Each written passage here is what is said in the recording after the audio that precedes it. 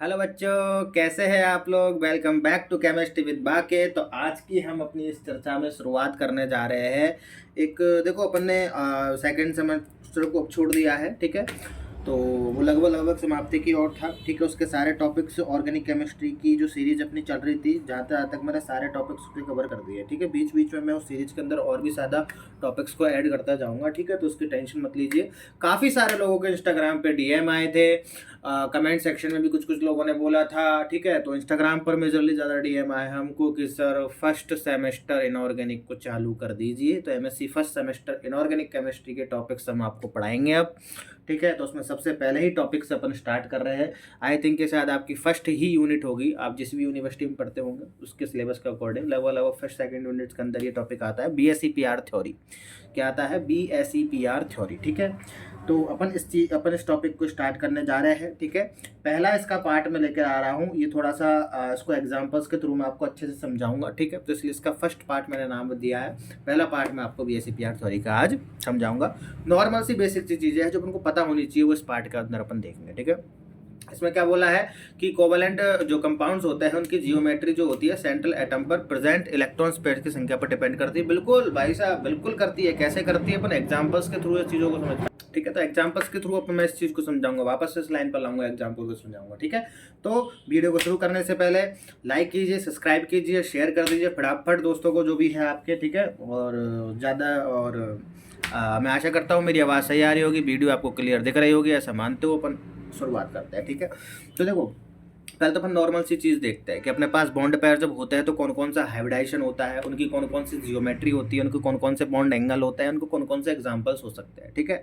तो सबसे पहले से अपन स्टार्ट करते हैं बॉन्ड पेयर से, ठीक है। अगर मेरे पास बॉन्ड पेयर कितने हैं? दो।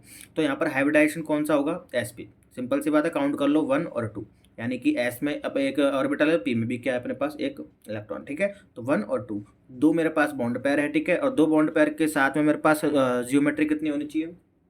लीनियर होती है। ज्योमेट्री क्या होती है? लीनियर। जैसे कि सेंट्रल एटम है, इसके पास कितने बॉन्ड पेयर कितने बॉन्ड पेयर लगाने हैं मेरे को? दो बॉन्ड पेयर लगाने हैं इस सेंट्रल एटम ए पे। तो एक और दो, तो ये एक तरीके से कौन सी स्ट्रक्चर होगी? लीनियर स्ट्रक्चर होगी। और इसका अगर एंगल को अगर हम देखें तो कितना हो गया? 180 डिग्री का, ठीक है। 180 डिग्री का एंगल है। और इसके एग्जाम्पल की अगर हम बात करूँ तो BeCl2 और CO2, चाहे आप स्ट्रक्चर अगर आपको बना के देखोगे तो सारी चीज़ें आपको मिलेंगी इस चैप्टर के अंदर। सारी जितने भी एग्जाम्पल्स आ रहे हैं सारों से फिर से मुलाकात होगी विद स्ट्रक्चर, ठीक है। तो टेंशन लेने वाली बात नहीं है, जुड़े रहिए बस वीडियो से, ठीक है। नेक्स्ट, अगर बॉन्ड पेयर अगर मैं 3 लूँ तो sp3 है, काउंट कर सकते हो। p के 2 है और s का 1 है। 2 और 1 कितने हो गए? 3 हो गए। इसके लिए आपकी ट्राइगोनल प्लेनर क्या रहती है? स्ट्रक्चर रहती है। ये सेंट्रल एटम रहता है, इससे दो एटम जुड़े होते हैं और एक इधर साइड में है। ट्राइगोनल प्लेनरी स्ट्रक्चर को प्लेनर ट्राइगोनल क्यों बोले हैं? देखो 1 2 3 ट्राइगोनल है। प्लेनर इसलिए क्योंकि एक ही प्लेन के अंदर ये आ चुकी है। तो आड़ा कर दो। अगर मैं इसी स्ट्रक्चर को खड़ा कर दूंगा तो देखो टेट्राहेड्रल होगी। इसको हटा दो, ये टेट्राहेड्रल है। इसे देखो, ये 1 2 3, ये वाली क्या हो जाएगी अपनी? टेट्राहेड्रल हो जाएगी। ये भी इसके साथ भी टेट्राहेड्रल है, ठीक है। तो प्लेनर, लेकिन ये आपकी प्लेनर हो जाएगी। ये आपकी टेट्राहेड्रल है लेकिन ये प्लेनर नहीं है, लेकिन ये प्लेन में है। तो इसको पेपर में अगर आप देखोगे तो ऊपर नीचे नहीं जाएगा, पूरे का पूरा स्ट्रक्चर एक प्लेन के अंदर आ जाएगा, इसलिए ट्राइगोनल प्लेनर है, ठीक है। बॉन्ड एंगल इनके बीच का ये देखो, क्लियर दिख रहा है। बॉन्ड एंगल इनके बीच का 180 डिग्री है, ठीक है। तो 120 डिग्री। तो 120 डिग्री बॉन्ड एंगल है इनका। BCl3 इसका क्या है? एक एग्जाम्पल है, ठीक है। नेक्स्ट, अगर हम देखो चार बॉन्ड पेयर अगर अपने पास होंगे तो हाइब्रिडाइजेशन sp3 होगा, चाहे तो काउंट कर लो। 3 p के और एक s का। 3 और 1 कितने होते हैं? 4 होते हैं, ठीक है। स्ट्रक्चर क्या होगी इसकी? टेट्राहेड्रल होगी। देखो ये सेंट्रल एटम है, इससे 1 2 3 4 टेट्राहेड्रल क्या होगी? इसकी स्ट्रक्चर होगी। इनके बीच में अगर बॉन्ड एंगल की बात करूँ तो 109 डिग्री 5 109 और 5 का होता है 109 डिग्री 28 मिनट का होता है, ठीक है। फॉर एग्जाम्पल CCl4 और CH4, ठीक है। नेक्स्ट, अगर बॉन्ड पेयर अगर अपने 5 हुए तो sp3d काउंट कर लो। एक डी का है, 3 पी के है और एक एस का है। तो 1 और 3 4 और एक ये एस का 5, तो 5 हो गए। इसके लिए स्ट्रक्चर जो होती है आपकी ट्राइगोनल बाईपिरामिडल होती है। क्या होती है? ट्राइगोनल बाईपिरामिडल होती है। इसको TBP भी बोलते हैं, ठीक है। तो ये सेंट्रल एटम आपका रहा 1 2 3 4 5, ये 5 क्या है आपके? बॉन्ड्स बन गए, ठीक है। तो 120 डिग्री और 90 डिग्री का इसमें बीच में क्या रहता है? कौन रहता है? देखो 90 डिग्री का कौन कहाँ दिख रहा है आपको? ये रहा। 120 का कहाँ दिख रहा है आपको? यहाँ रहा, ठीक है। For another example PCl5। समझ में आ रही है इतनी सी बात, ये कॉमन सी चीज़ है, ठीक है। ये सारी चीज़ों पर ज़्यादा अपन को ध्यान इनको बस याद रखना, आपको दिमाग में अपने को चलती रहनी चाहिए, ठीक है। और 6 बॉन्ड पेयर की अगर हम बात करें तो sp3d2 में आप काउंट कर सकते हो यहाँ पर 3 के कितने हैं, पी के कितने हैं 3, डी के कितने हैं 2 और एस का कितना है 1, तो 3 और 2 5 और 1 6, तो 6 हो गए, तो 1 2 3 4 5 6। ये देखो आपका ऑक्टाहेड्रल बाईपिरामिडल क्यों है, क्योंकि देखो ये स्ट्रक्चर जो है ये तो आपकी प्लेन में है, लेकिन इसके ऊपर भी जा रहा है, इसके नीचे भी जा रहा है, तो ये बाईपिरामिडल हो गया, ऊपर भी है और नीचे भी है, बाईपिरामिडल है। अब सपोज करो केवल ऊपर ही ऊपर होता तो सर ये पिरामिडल हो जाता, इसको मैं ऑक्टाहेड्रल पिरामिडल बोलता, लेकिन ये एक और आ गया नीचे की तरफ, तो इसको क्या बोल दिया बाई, क्योंकि 2 हो गया ना, तो बाईपिरामिडल हो गया। 90 डिग्री का इनके बीच में कोण है, देख लो सारे में सारे, ठीक है। 90 डिग्री का कोण है, SF6 क्या है इसका अनदर एग्जाम्पल है, ठीक है। 7 अगर बॉन्ड पेयर आ जाता है तो इसका क्या करना है कि साहब sp3d3 हो जाएगा, sp3d3 हो जाएगा, तो किस हिसाब से स्ट्रक्चर देखो 3 और 3 6 और 1 ये 7, आगे समझ में 7 लगाने, ये सेंट्रल एटम है आपके पास 1 2 3 4 5 6 और 7, ठीक है। आपके पास क्या हो जाएंगे 7 हो जाएंगे, ठीक है। 90 डिग्री का इनके बीच में कोण है, 90 डिग्री और 72 डिग्री का इनके बीच में क्या रहता है कोण रहता है, और ये पेंटागोनल बाईपिरामिडल रहता है बेटा, क्या रहता है पेंटागोनल बाईपिरामिडल रहता है। IF7 इनका एक क्या है अनदर एग्जाम्पल है, ठीक है। अब मैं यहाँ पर आपको एक चीज़, अब यहाँ पर अपन को बेसिक नॉलेज हो गई है कि भाई बॉन्ड पेयर अगर 1 2 है 3 है 4 है 5 है 6 है या 7 है, तो इनको अपन किस तरीके से लेकर चलेंगे, इनकी स्ट्रक्चर्स क्या क्या होती है, इनके बीच का हाइब्रिडाइजेशन क्या होता है, ठीक है। अब अपन इनमें देखेंगे कि इनकी स्ट्रक्चर जो बन रही है कितने कितने टाइप की स्ट्रक्चर बन सकती है। भाई किसी भी स्ट्रक्चर के ऊपर, किसी भी चीज़ के ऊपर अगर ये बॉन्ड पेयर है, मान के चलो 3 है, तो जरूरी थोड़ा 3 के 3 बॉन्ड पेयर है, लॉन पेयर भी तो हो सकते हैं। तो अपन यहाँ पर ये चीज़ों को कंपेयर करेंगे कि अगर बॉन्ड पेयर 3 है और लॉन पेयर 0, तो स्ट्रक्चर अपन देख क्या है ऊपर, नॉर्मल सी बात है। लेकिन अगर बॉन्ड पेयर मेरे को 2 ही रखने हैं, उसमें एक लॉन पेयर बना दूँ, तो कौन सी स्ट्रक्चर का इजाद होगा, कौन सी स्ट्रक्चर ऐसी जो फॉर्मेशन हो जाएगा, उसका नया स्ट्रक्चर कौन सी बनेगी। तो यही चीज़ बोली है कि सेंट्रल एटम पर बॉन्ड पेयर इलेक्ट्रॉन के साथ साथ लॉन पेयर इलेक्ट्रॉन भी प्रेजेंट होते हैं, इसलिए इनकी जियोमेट्री क्या हो जाती है इर्रेगुलर हो जाती है। जियोमेट्री मतलब इनकी स्ट्रक्चर्स क्या हो जाती है, जियोमेट्री जो होती है वो इर्रेगुलर हो जाती है। पहले ट्राइगोनल प्लेनर थी, एक लॉन पेयर आ जाने से क्या होगी एंगुलर शेप की हो गई है। तो कैसे हुई है वो चीज़ देख रहे हैं, ठीक है। तो देखो बॉन्ड पेयर अगर मेरे पास 3 और लॉन पेयर 0, तब ये भी ऊपर देख क्या है 3 वाली के लिए क्या हो, अब ये भी ऊपर देख कर है ट्राइगोनल प्लेनर होती है AlCl3, इसका क्या है एक एग्जाम्पल है। लेकिन यहाँ पर बॉन्ड पेयर तो 2 ही रखो, लेकिन एक लॉन पेयर लगा दो, यानी कि एक वाले एक बॉन्ड पेयर को, यानी कि ये वाला जो बॉन्ड पेयर है, सपोज करो मैंने ये वाला बॉन्ड पेयर क्या कर दिया यहाँ से हटा दिया। अब मैंने यहीं से क्यों हटाया, इसका रीज़न भी मैं आपको आगे दूंगा, यहीं से क्यों हटाया, ठीक है। तो यहाँ देखो मैंने यहाँ से उस बॉन्ड पेयर को हटा दिया, यहाँ पर लॉन पेयर लगा दिया। तो देखो अब ये देखने में अलग स्ट्रक्चर लगी, एक क्या लगी एंगुलर शेप की, तो एंगुलर शेप की स्ट्रक्चर होगी, और इसका एग्जाम्पल भी क्या हो गया आप SO3 हो गया। समझ आ रही बात, कैसे lone pair bond pair change होते ही क्या हो रही है आपकी जियोमेट्री भी चेंज हो रही है। समझ में आ रही है बात।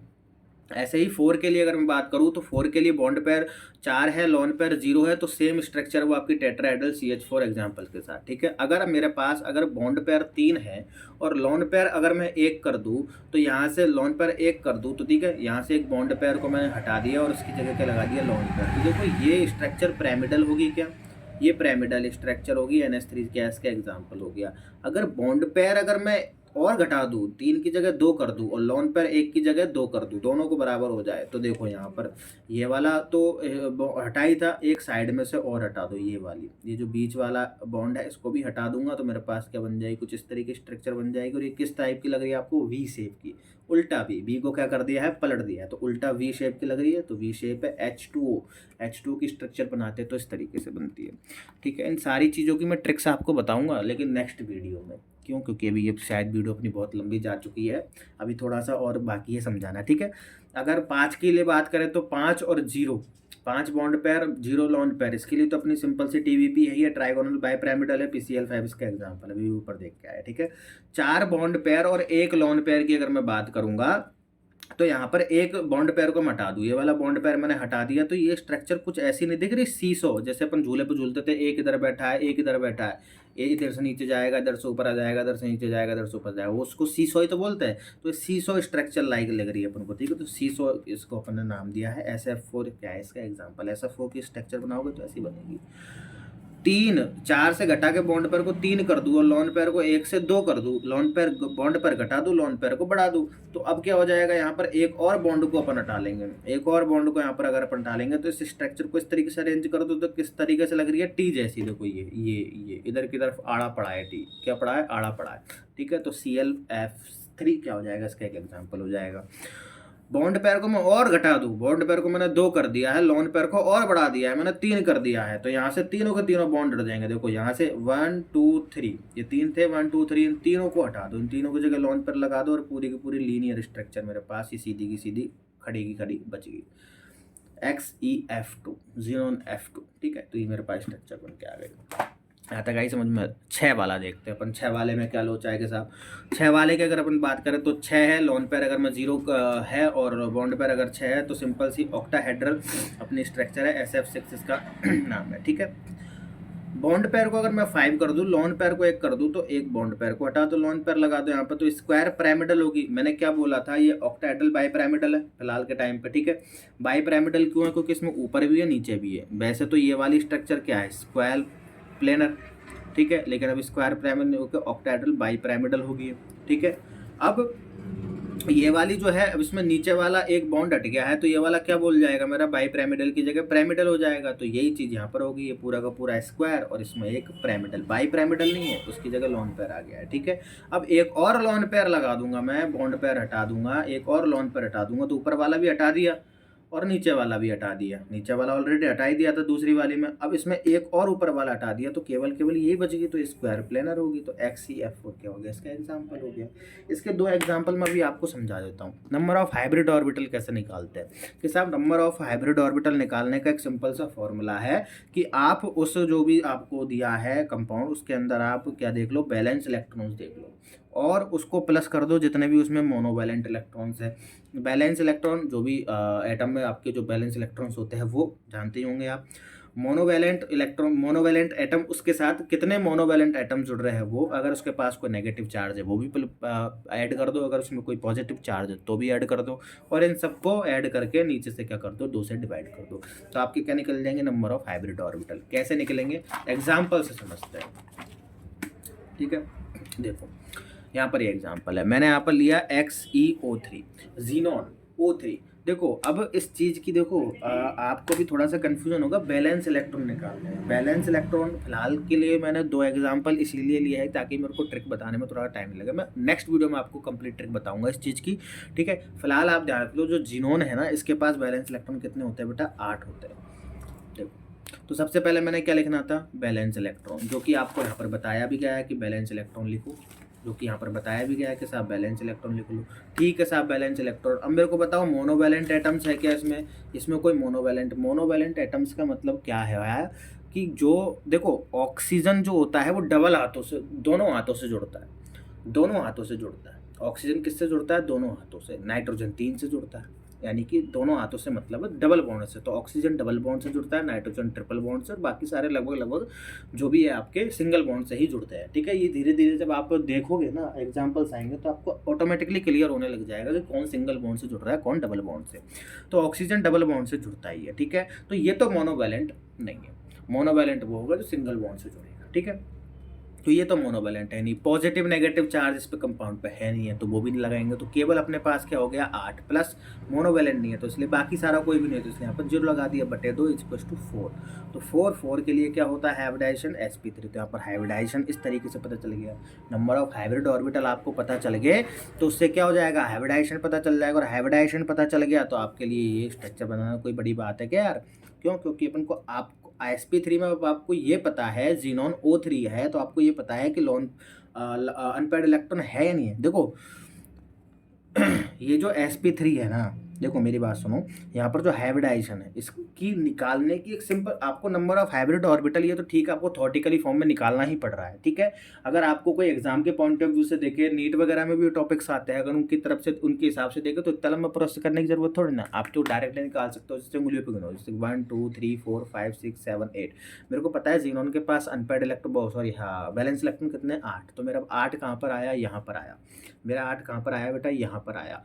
1 2 3, 3 और 3 6, 7 और 8। मेरा 8 कहाँ पर आया? यहाँ पर आया। ठीक है, एक अच्छी सी ट्रिक बता रहा हूँ यहाँ पर, छोटी सी देख लो, तो थोड़ी सी लंबी होगी वीडियो पर, ट्रिक देख लो। ठीक है, अब ऑक्सीजन ऑक्सीजन कितने हैं? 3, और 3 ऑक्सीजन और जुड़ते कितने से है? डबल बॉन्ड से। तो जुड़ेंगे डबल बॉन्ड से तो कितने ऑर्बिटल्स को घेर लेंगे? ये 6 को घेर लेंगे, क्योंकि 3 डबल बॉन्ड से जुड़ेंगे, 2 2 से जुड़ेंगे, तो 3 दूना के 6। तो 8 में से 6 गए, 1 2 3 4 5 6, यहाँ तक तो घेर लिया। अब बचा कितना बेटा? कि 2, अभी 2 खाली है, इन 2 की जगह क्या जुड़ेगा? Lone pair. एक अनपेयर्ड इलेक्ट्रॉन इसमें, एक अनपेयर्ड इसमें, तो ये दोनों मिलाकर क्या हो गए? लोन पेयर हो गए। तो इसके जीनोन XeO3 में कितने लोन पेयर है? एक लोन पेयर है साहब। और बाकी के कितने हैं? ऑक्सीजन जुड़ रहे हैं। तो बाकी के ऑक्सीजन कितने जुड़ रहे हैं? 3, और लोन पेयर कितना है? 1। तो 3 और 1 कितने हो गए? 4। तो ये निकालने की ज़रूरत पड़ी क्या? नहीं पड़ी। ठीक है, नेक्स्ट एग्जांपल में देखो, अभी समझ आता हूँ, बताता हूँ। देखो, ऑक्सीजन है, डबल बॉन्ड से जुड़ता है, फ्लोरीन आ गया, ये आपका सिंगल बॉन्ड से जुड़ता है। पहले तो आप इसका थ्योरेटिकली देख लो। ठीक है, नंबर ऑफ हाइब्रिड ऑर्बिटल निकालेंगे। जीनोन के पास, एक्सी के पास वैलेंस इलेक्ट्रॉन्स कितने हैं? 8 है। मोनोवैलेंट इलेक्ट्रॉन है क्या सर? एफ है मोनोवैलेंट, सिंगल बॉन्ड से जुड़ता है। कितने हैं? 2 है, 2 लिख दिया। क्या पॉजिटिव नेगेटिव है क्या? ऊपर नहीं है, डिवाइडेड बाई 2 कर दो, कितना आ जाएगा? 5 आ जाएगा। 5 के लिए हाइब्रिडाइजेशन sp3d। समझ में आया बात? sp3, ठीक है, समझ में आया बात? अभी इस लाइन को काट दो, ये आप काट दो। ठीक है, सॉरी। sp3d के लिए सीसो स्ट्रक्चर बनेगी, यहाँ पर बनेगी। आपको कैसे पता कि सर यहाँ पर एक लोन पेयर है?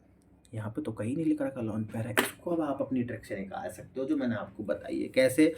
आ जाओ, जीनोन के पास कितने इलेक्ट्रॉन्स, बैलेंस इलेक्ट्रॉन्स कितने हैं? 8 है। ऑक्सीजन कितने हैं? 2 ऑक्सीजन है, डबल बॉन्ड से जुड़ते हैं, 2 दूना के 4।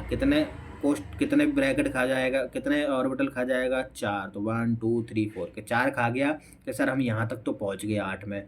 अब फ्लोरीन कितने हैं? 2। कितने से जुड़ता है? सिंगल बॉन्ड से, यानी कि 2 के 2 खा जाएगा। एक फ्लोरीन, दूसरा फ्लोरीन। कितने हो गए? कैसा आप 6 भर गए। बाकी के कुछ है भरने को? नहीं है। तो बाकी के में कौन आएगा? Lone pair. तो लोन पेयर 1 आता है कि 2 आता है? 2 ही तो आता है। 1 बिंदी 2 बिंदी, ये लोन पेयर हो गया। तो 2 के 2 ये घेर लेगा, यानी कि एक लोन पेयर है, और बाकी के 4 के 4 ये जुड़ रहे हैं, जो कि 6 ऑर्बिटल खा रहे हैं। ये 4 खा रहा है, ये 2 खा रहा है, 4 और 2 6। ठीक है, 4 और 2 6, 4 सॉरी 2 तो ऑक्सीजन है, 2 फ्लोरीन है, और 1 क्या है? Lone pair. 2 और 2 4, और 1 लोन पेयर कितना हो गया? 5 के। ये निकालने की ज़रूरत है। इससे ये भी पता चल गया कि एक लोन पेयर यहाँ पर है। ठीक है, तो पता है वीडियो थोड़ी लंबी हो गई है। नेक्स्ट वीडियो शायद इतनी ही जाए, इससे भी लंबी जा सकती है। इसमें ट्रिक भी मैं आपको बता दूंगा कैसे कुछ क्या क्या करता है। ठीक है, तो आई होप आपको समझ में आया होगा। लाइक कीजिए, सब्सक्राइब कीजिए, ज़्यादा से ज़्यादा देखिए। ठीक है, आपका सपोर्ट बनाए रखिए। कोई भी प्रॉब्लम आ रही है आपको, कमेंट सेक्शन में बता सकते हैं। कोई भी दिक्कत आ रही है, कमेंट सेक्शन में नहीं बताना, आप उनको इंस्टाग्राम पर डायरेक्टली डीएम कर सकते हैं। जो भी आपको वीडियो में पढ़ाया जा रहा है, उसकी अगर नोट्स पीडीएफ फॉर्म में चाहिए, यहाँ से या तो आप स्क्रीनशॉट ले सकते हो, अगर पीडीएफ फॉर्म में चाहिए तो आप डायरेक्टली हमारे टेलीग्राम चैनल पर ले सकते हो। सारा सब कुछ फ्री ऑफ कॉस्ट है। ठीक है, तो मिलते हैं अगली वीडियो में। तब तक के लिए हंसते रहिए, मस्त रहिए। Thank you so much.